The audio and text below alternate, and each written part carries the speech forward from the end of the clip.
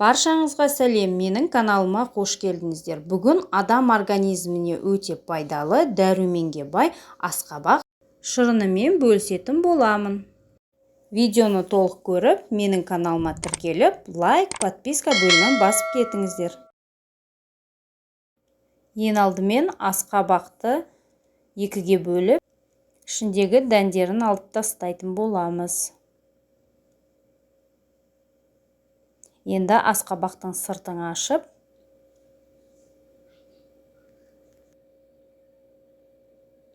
бөліктерге бөлеміз де кубик қылдырып турап шығамыз.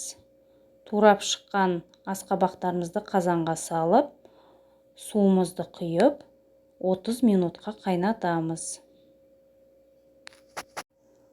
Асқабағымыз қайнап жатқанда мен лимон мен апельсинді осылай кубик қылдырып турап, енді блендердің көмегімен қазір езетін боламын.